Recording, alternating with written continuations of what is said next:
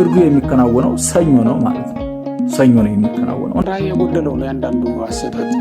ምናልባትም እንደኔ ሚስት ልጅ የሌለው ሊሆን ይችላል እገምታለሁ። በዓለ እርድ በተለይ ፋሲካን ስንመለከት መነሻው በተለይ በገጠሪቷ የሀገራችን ክፍል ብዙ ትምህርቱም ስለሌለ እስካሁን ድረስ የእስራኤላውያኑን ትውፊት ከክርስትናው ጋር ይዘው የቆዩ ሰዎች አሉ። ባረክ ከተቻለ በኋላ የሚባረከው ደግሞ ሌሊት ላይ አንቀጽ 15 ላይ ወደ ጾም ይደጉ ነው።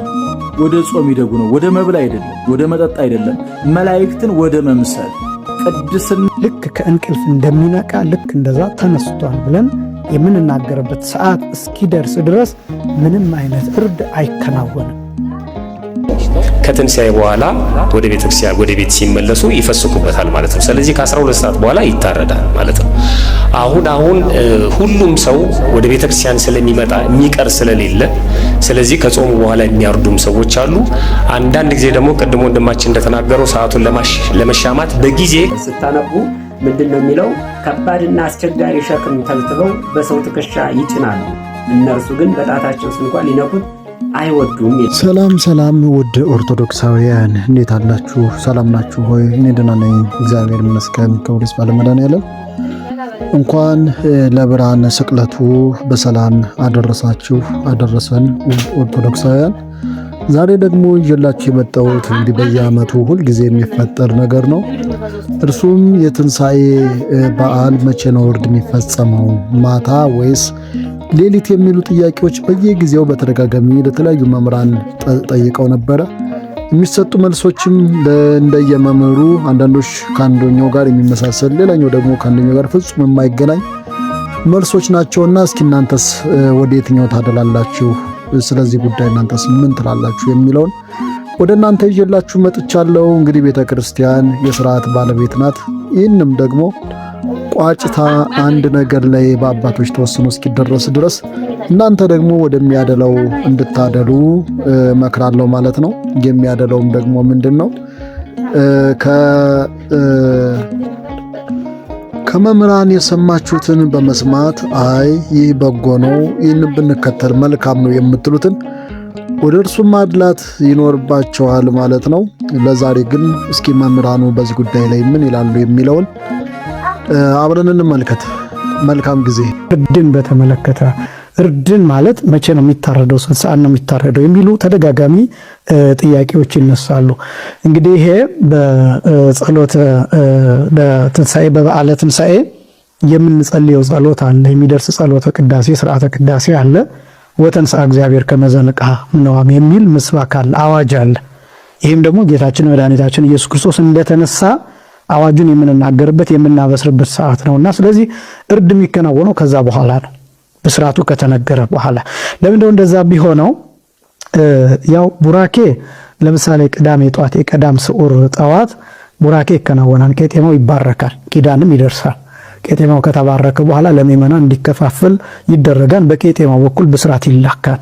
ነገር ግን መስቀል መሳለም ግን የሚፈቀድበት ሰዓት ወተንሥአ ከተባለ በኋላ ክርስቶስ ተንሥአ እሙታን በአብይ ኃይሎ ስልጣን አሰሮ ለሰይጣን አጋዞ ለአዳም ሰላም ሚእዜሰ ኮነ ፍስሐ ወሰላም የሚለው ከተባለ በኋላና እግዚአብሔር ይፍታ ተብሎ ከተሰናበተ በኋላ ከዛ ሰዓት በኋላ መስቀል መሳለም ይጀመራል። ለምንድን ነው የሚለውን ፍትሐ ነገሥት አንድምታ ትርጓሜ በተለይ ያስቀምጣል። መስቀል ከስቅለት በኋላ መሳለም የማይቻለው ለምንድን ነው ቢባል ስኢም ግን ነፍስና ስጋ ተዋህደው ስላልተነሱ አይፈቀድም ይላል። ስኢም ማለት መስቀል መሳም መሳለም ማለት ነው። ለምንድን ነው ይልና ምክንያቱን ያስቀምጣል። ነፍስና ስጋ ተዋህደው እስኪነሱ ማለት ሃይማኖታችን ትንሣኤ ነው ዋናው። አሁን ክርስቶስ ተሰቀለ፣ ሞተ፣ መከራ ተቀበለ ብለን ብቻ ሳይሆን የምንሰብከው ተነሳ ማለት አለብን። ምክንያቱም ትንሣኤን ካልሰበክን ሃይማኖታችን ከንቱ ይሆናል። ክርስቶስ ተነሳ ካላልን ሞተ የሚለው ለሙሴም ተነግሯል፣ ለኢሳይያስም ተነግሯል፣ ለሕዝቅኤልም ተነግሯል ሞተ የሚለው። ግን የክርስቶስ ዋናው ትልቁ ሃይማኖታችን ምንድነው? ሞተ ብቻ ሳይሆን ነፍሱን ከስጋው ጋር አዋህዶ በስልጣኑ ተነስቷል ብለን የምንሰብከው ስብከት ነው። ስለዚህ እሱ ወተንሥአ እግዚአብሔር ከመ ዘንቃ እምነዋም አምላካችን እግዚአብሔር ከተኙት ካንቀላፉት መካከል ልክ ከእንቅልፍ እንደሚነቃ ልክ እንደዛ ተነስቷል ብለን የምንናገርበት ሰዓት እስኪደርስ ድረስ ምንም አይነት እርድ አይከናወንም። የመጀመሪያ ጥያቄ የማደርገው በበዓላት ሁሌ የሚጠየቀው የእርድ ጉዳይ ነው እና ለመሆኑ የፋሲካ ዶሮ ስንት ሰዓት ይታረዳል፣ በሬው ስንት ሰዓት ይታረዳል የሚሉ ጥያቄዎች ብዙ ይበዛሉ። ይህ እንዴት ነው ከቤተክርስቲያናችን ስርዓት አንጻር? የእርድ ጥያቄ የሚነሳው ብዙ ጊዜ ጾም ስላለው ከልደትና ከትንሣኤ በዓል ጋር በተገናኘ ነው። ሌላ ጊዜ አይነሳም። የዚህ የበዓል እርድ በተለይ የፋሲካን ስንመለከት መነሻው በተለይ በገጠሪቷ የሀገራችን ክፍል ብዙ ትምህርቱም ስለሌለ እስካሁን ድረስ የእስራኤላውያኑን ትውፊት ከክርስትናው ጋር ይዘው የቆዩ ሰዎች አሉ። አስተያየትን በሚሰጡበት ጊዜ እነዚህ ነገሮች እናያለን እና መነሻው የፋሲካ በግ ነው።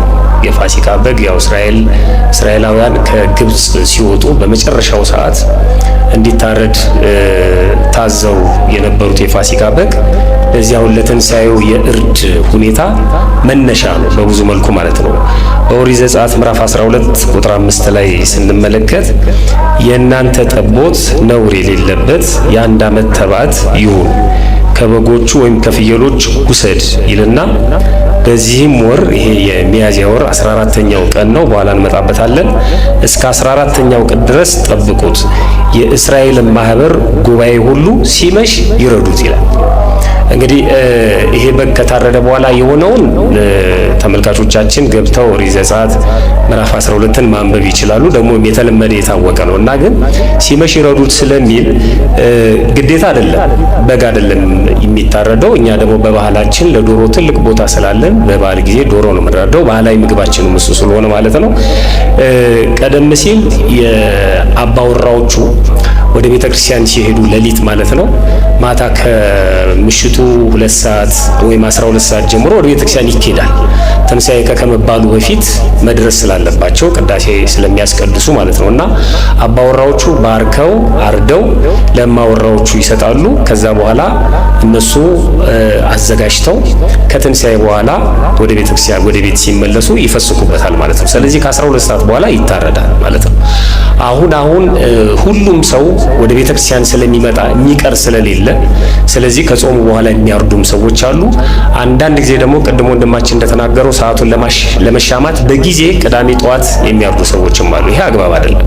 ስለዚህ ከመሸ በኋላ ቢያርዱት በራሱ ችግር የለውም። ምክንያቱም የሚፈሰከው በዶሮው ከሆነ ሌሊት 9 ሰዓት ላይ ስርዓት ቅዳሴው አብቅቶ ወደ ቤት የሚሄዱ ከሆነ ዶሮ እንደገና ታርዶ የሚሆን አይደለም። ምክንያቱም በአክፍሎት ነው የሚቆዩት፣ በድካም ነው የሚቆዩት። ስለዚህ አባቶቻችን ቀደም ሲል ያደርጉት የነበረው ማታ ከ12 ሰዓት በኋላ አርደው ለሚሰራው ሰው ሰጥተው ወደ ቤተክርስቲያን ይሄዳሉ። ስለዚህ ከ12 ሰዓት በኋላ ብናርደው በራሱ ችግር የለውም። አሁን ደግሞ በሰንበት ትምህርት ቤት በአንዳንድ የጽዋ ማህበራት እንደገናም ደግሞ በስብከተ ወንጌሉ ምዕመናን እንዲያዋጡ እየተደረገ የፋሲካ ከብት ይገዛና ነዳያን እንዲፈስኩ ይደረጋል። ስለዚህ ይሄን ለነዳያን ከቅዳሴ በኋላ ለማድረስ ለማብላት ከጾሙ በኋላ ወይም ከትንሣኤ በኋላ ማረድ በጣም ከባድ ነው የሚሆነው።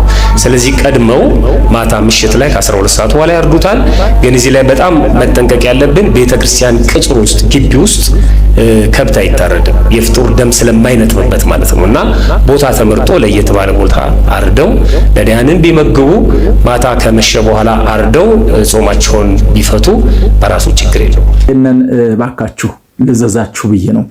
የትንሣኤ እርድ የሚከናወነው ምን ሰዓት ነው የሚለውን ስንመለከት በፍትሐ ነገሥቱ ላይ እንግዲህ በዚህ ሰዓት ረዱ፣ በዚህ ሰዓት አትረዱ የሚል ነገር አልተቀመጠም። ነገር ግን ጾሙን ባስቀመጠው ልክ በጾም አርዶ መብላት ስለማይቻል ጾሙ ቅዳሜ ለእሑድ ከሌሊቱ ዶሮ እስኪጮህ ድረስ ጹሙ፣ ዶሮ ሲጮህ ብሉ ነው የተባለው። ያ ማለት 9 ሰዓት ከሌሊቱ ቅዳሜ ለእሑድ 9 ሰዓት ቅዳሴ ሲወጣ ነው መብል የሚፈቀደው ማለት ነው። እና ስለዚህ በጾም የታረደ ይበላል አይበላም የሚለውን በጾም የታረደ አይበላም፣ ነውር ነው።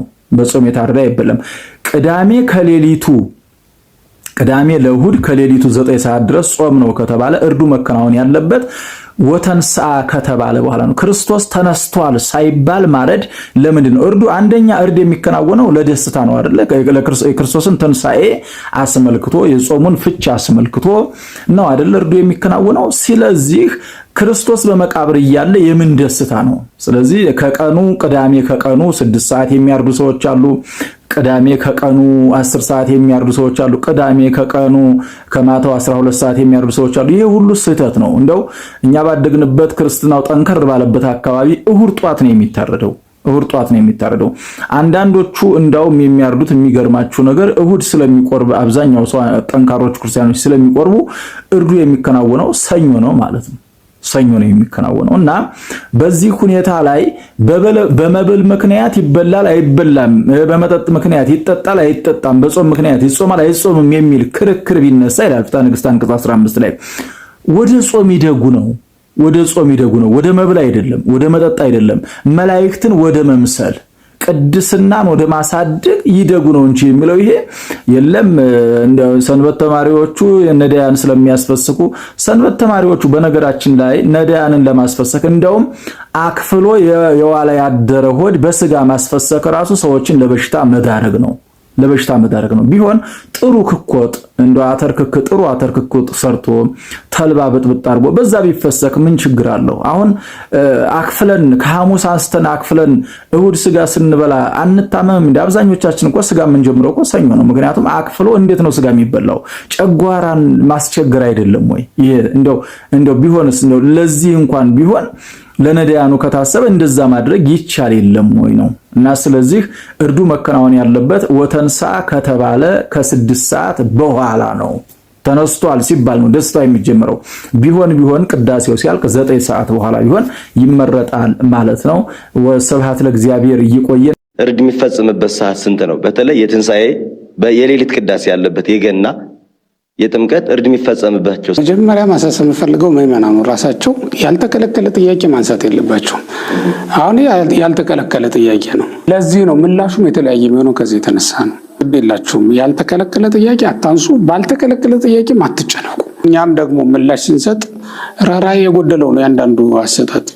ምናልባትም እንደኔ ሚስት ልጅ የሌለው ሊሆን ይችላል ብዬ ገምታለሁ። ምክንያቱም ቤት ሄዶ እንትን አይልም። ሆቴል ነው ገዝቶ የሚበላው። ጠዋት ቤት ሄዶ አርዶም ታርዶለትም አይቆየውም። ሆቴል ነው የሚበላው። የሚገርም እኮ ሆቴል ሲበላ አስቀርቦ ሲበላ መቼ ነው የታረደ ብሎ አይጠይቅም።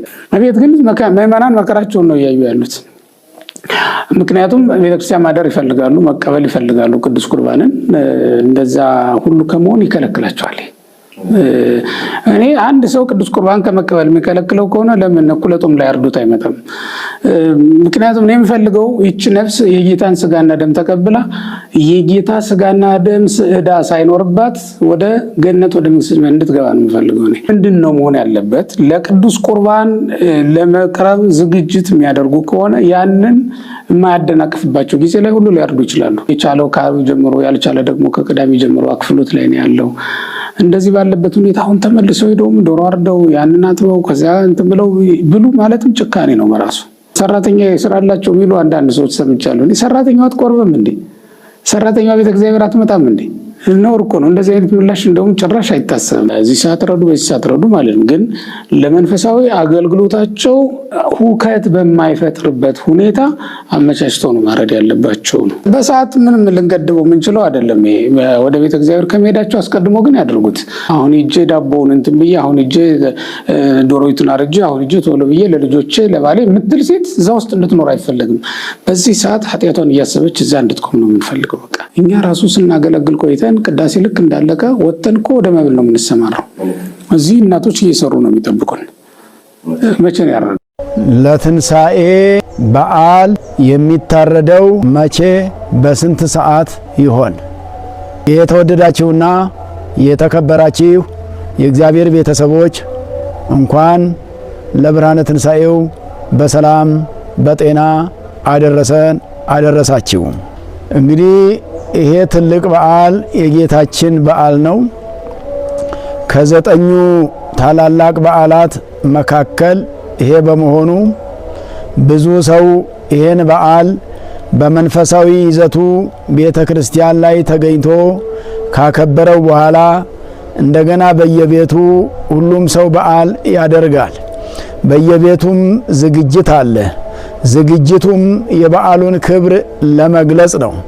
እንግዲህ እርስ በርስም ለመጠያየቅ፣ ለመተሳሰብ ቤተሰብ ከቤተሰቡ ጋራ አብሮ የሚውልበት፣ አብሮ የሚበላበት፣ አብሮ የሚጠጣበት፣ አብሮ ደስታ የሚያደርግበት ትልቅ በዓል ነውና ከዚህ በዓል ጋራ ተያይዞ ግን ብዙ ጊዜ ምን ጊዜ እንደሚታረድ ግማሹ በዋዜማው ከሰዓት በኋላ የሚል ይናገራል።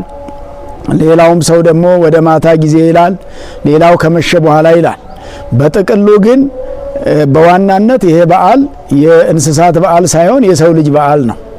የሰው ልጅ ክብር ያገኘበት፣ የሰው ልጅ ከሞት በላይ የሆነበት፣ ክርስቶስ ሞትን ድል አድርጎ ለኛ ትንሣኤን የሰጠበት፣ ከሞት በላይ እኛ ሕያዋን እንድንሆን በሕይወት እንድንኖር የተደረገበትና ሕይወት ያገኘንበት፣ ትንሣኤ ያገኘንበት፣ ክብር ያገኘንበት በዓል ከመሆኑ የሚበልጥ ነገር የለም። ዋናው መንፈሳዊ ይዘቱና ሃይማኖታዊ ይዘቱ ነው። በመቀጠል ደግሞ ሃይማኖቱን ተከትሎ ሲከበር እንግዲህ እንስሳቱ የሚታረዱት ተባርከው ነው። ሳይባረክ የሚታረድ እንስሳ የለም። በመስቀል ሳይባረክ ጸሎት ሳይደረግ የሚታረድ ስለሌለ እንደምናውቀው በቤተ ክርስቲያናችን በዕለተ ቀዳም ሰንበት ወይንም ደግሞ በቀዳሜ ስዑር የትንሣኤ ዋዜ ማለት መስቀል አንሳለምም።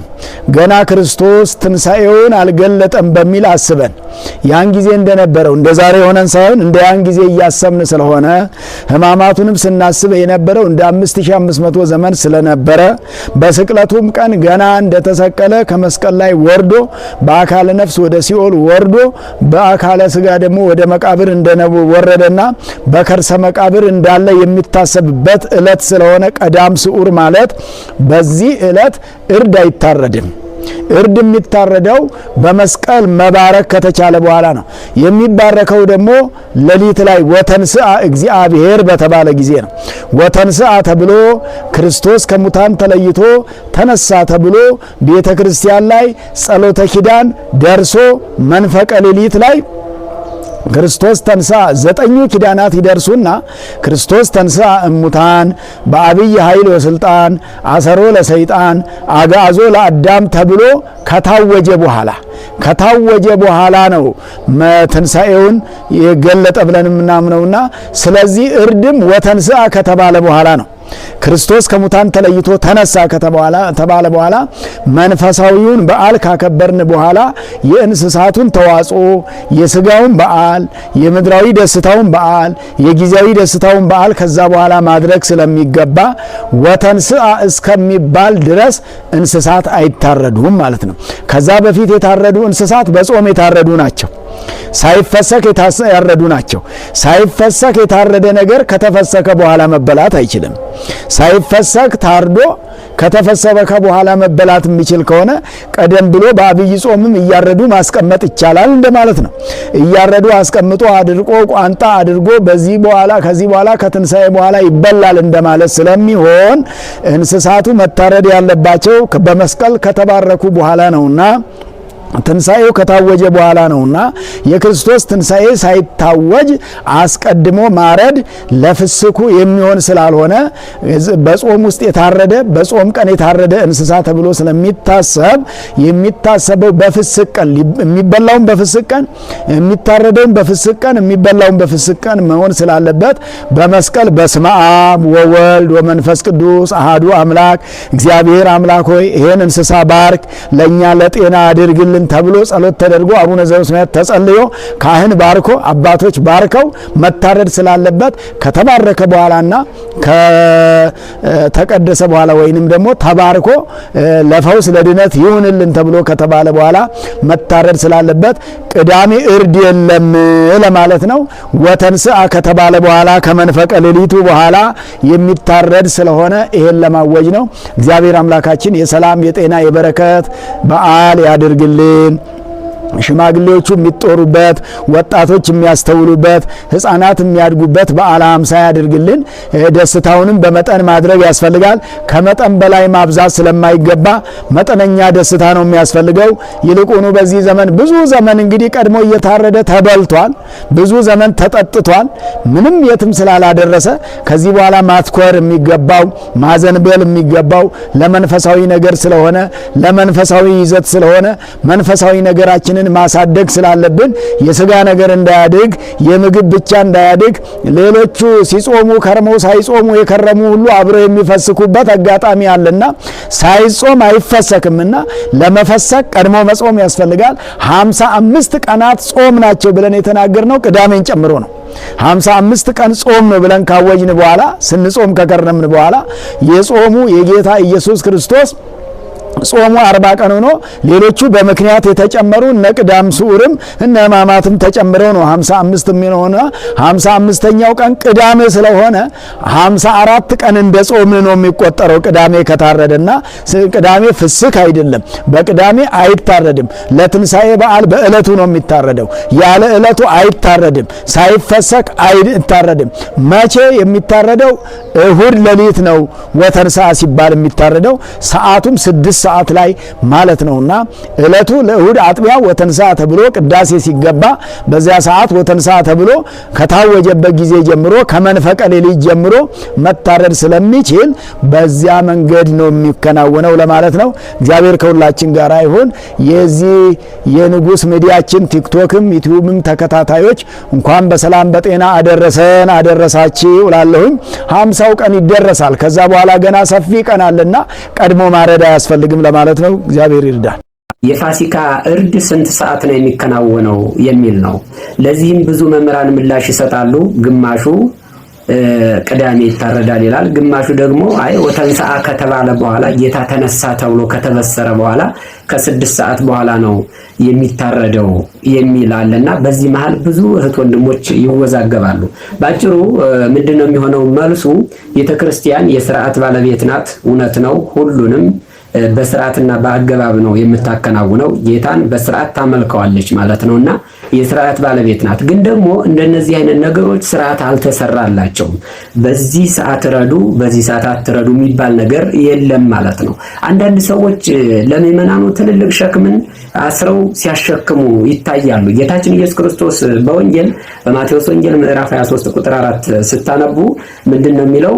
ከባድና አስቸጋሪ ሸክም ተብትበው በሰው ትከሻ ይጭናሉ፣ እነርሱ ግን በጣታቸው እንኳን ሊነኩት አይወዱም ይላል። እና አንዳንድ ሰዎች ምንድነው የሚሉት? በቃ ከ6 ሰዓት በኋላ ነው የሚታረደው ይላሉ። ብዙ ኦርቶዶክሳውያን በዚህ መካከል ይቸገራሉ። ምክንያቱም በዕለተ ሰንበት በዕለተ ትንሣኤ ዕለት መቁረብ የሚፈልጉ አሉ። ከዚያ ሲያስቡት ደግሞ የቤቱ ስራ ይቀርብናል ብለው ያስባሉና በዚህ መካከል ጥያቄ ይፈጥርባቸዋል። ምንድነው ቤተክርስቲያን በዚህ ሰዓት ረዱ፣ በዚህ ሰዓት አትረዱ ብላ አላስቀመጠችም ማለት ነው። ከ12 ሰዓት ጀምሮ ማረድ ይቻላል። ቅዳሜ ከ12 ሰዓት ጀምሮ ማረድ ይቻላል ማለት ነው። ለምን ከተባለ ስርዓት አልተሰራልንም። በዚህ ሰዓት እንዳታርዱ፣ ቅዳሜ 12 ሰዓት ወይም 9 ሰዓት ካረዳችሁ ጾም ትሽራላችሁ፣ ትገድፋላችሁ የሚል የትኛው መጽሐፍ ላይ አናገኝም ማለት ነው። ስለዚህ ባልተጻፈ ነገር ላይ ደግሞ መላምት ማስቀመጥ በጣም አስቸጋሪ ነው። እኛም ማንነካውን እኛ በጣታችን ማንነካውን ለሰዎች ሸክም ተብትቦ ማሸከም ደግሞ በጣም ከባድ ነገር ነውና ከ12 ሰዓት ጀምሮ ማረድ ይቻላል። ስራውን አከናውኖ ወደ ቤተ መቅደስ ሂዶ መቁረብ፣ የትንሣኤውን ብርሃን ማየት፣ የጌታን ትንሣኤ መበሰሩን ማየት፣ ስጋው ደም መቀበል ያስፈልጋል ማለት ነው። በስንት ሰዓት ነው ዶሮ የሚታረደው? በስንት ሰዓት ነው ምግብ የሚበላው? እነዚህ የሚናቁ ጥያቄዎች አይደሉም። ቅዳሜ አርዶ ሌሊት መግደፍ ይቻላል ወይ? ይቻላል። ምንም ተጽፎ በሕግ የተቀመጠ በዚህ ሰዓት ረድ፣ በዚህ ሰዓት አትረድ። ይሄ በተለይ ስለ ምግብ ነገሮች ይሄን ያህል ብዙም አይደለም። ሰው ያነሳዋል ይሄን ጥያቄ፣ ስንት ሰዓት ነው የሚታረደው? በነገራችን ላይ በቅዱስ ሲኖዶስ በግልጽ ተደጋግሞ በተለይ በብፁዕ ቅዱስ አቡነ ጳውሎስ ዘመነ ፕትርክና ቅዱስ ሲኖዶስ መግለጫ ሁሉ ሰጠ። ያው እንዲህ አይነት ነገር ስለምንረሳ ነው። እርድ መታረድ ያለበት ከትንሣኤው በኋላ ነው። ከትንሣኤው በኋላ ማለት ሌሊት ነው ትንሣኤው ጌታ ተነሳ ተብሎ የሚታወጀው። ከዛ በኋላ ነው። ግን ከዛ በኋላ ነው ማለት ቤት ቁጭ ብሎ ሰው 6 ሰዓት ክርስቶስ ተንሥአ እሙታን ሲባል ሰምቶ ማረድ አለበት አያስቀድስም ወይ?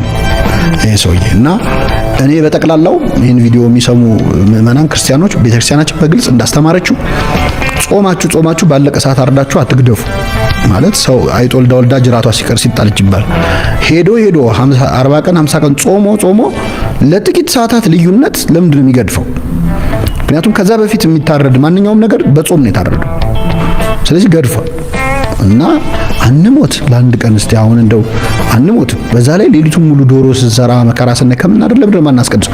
የጌታ ትንሣኤ ዕለት ያልተገኘን መቅደስ ውስጥ መቼ ነው የምንገኘው? ራሱ ከዛ የበለጠ ትልቅ ቀን የለም እኮ አይደለ? ትንሣኤ በነገራችን ላይ መጨረሻው ክርስቶስ ካልተነሳ እምነታችን ከንቱ ናት ያለው ቅዱስ ጳውሎስ። ስለዚህ ዶሮዎቹም ይደሩ እስቲ። ውድ ኦርቶዶክሳውያን እንግዲህ ያቀረብኩላችሁ ይህንን ይመስል ነበር። እናንተም በዚህ በቀረበው ላይ ብዙ ነገር እንደተማራችሁ ተስፋ አደርጋለሁ። እንግዲህ መምህራኑን እንዳያችኋቸው ለሁለት ጎራ ነበር የተከፈለው ሐሳብ ሲሰጡ የነበሩት ማለት ነው። አንዳንዶቹ ከቅዳሜ 12 ሰዓት ጀምሮ ቢያርዱ ችግር የለውም፣ ምክንያቱም ሌሊት በሚመጡበት ሰዓት ቤታቸው የሚበላ የሚጠጣ አጥተው በመስራት ከሚቀሩ ይልቅ ሰርተው ወደ ቤተ ክርስቲያን ሄደው ሲመለሱ ቢመገቡ ይሻላል። ለዚህም ደግሞ ምንም የተሰራ ስርዓት የለም፣ ይሁንም አይሁንም የሚል ስርዓት ስለሌለ እንደዚህ ብሎ መናገር ምዕመናንን ማስጨነቅ ነው፣ ሸክም ማብዛት ነው ብለው ሐሳብ ሲሰጡ፣ የተወሰኑት ደግሞ አይ ሌሊት 9 ሰዓት ነው፣ ምክንያቱም እኛ የምናርደው በዓሉን ለማሰብ በዓሉን ለመዘከር እስከሆነ ድረስ በዓሉ ደግሞ አስቀድሞ የሚከበር አይደለም፣ በጾም ሰዓት የሚከበር በዓል የለም። የምናርደው ፋሲካ ብለን የክርስቶስን አስቀድሞ ደግሞ በኦሪት የነበረውን የፋሲካውን በግ ለማሰብ እስከሆነ ድረስ እውነተኛው የፋሲካው በግ ደግሞ ትንሣኤን ያየንበት ብርሃን ያየንበት ክርስቶስ የተነሳበትን ሰዓት እሱን በማሰብ በዛ ሰዓት ነው የምናርደው የሚል ሐሳብን ሰጥተዋል። እናንተ እንግዲህ ወደሚያደለው ወደ ልባችሁ ወደ ፈቀደውና ይህ መልካም ነው ወዳላችሁት ወደ እሱ ብታዘነብሉ መልካም ነው እላለሁ። እንደኔ ግን ስለ ጾም በተከራከራችሁ ሰዓት ለጾም አድሉ እንደሚባለው በሥርዓተ ቤተ ክርስቲያን ለጾም አድልተን ለጥቂት ሰዓታት ብለን ከምንገድፈው ይልቅ እንደምንም ያችን ሰዓት ታግሰን አድረንም ቢሆን ሌሊት 9 ሰዓት ስርዓቱን ብንፈጽም መልካም ነው ብዬ አስባለሁ። መልካም የትንሣኤ በዓል ይሁንላችሁ። ሰናይ ቀን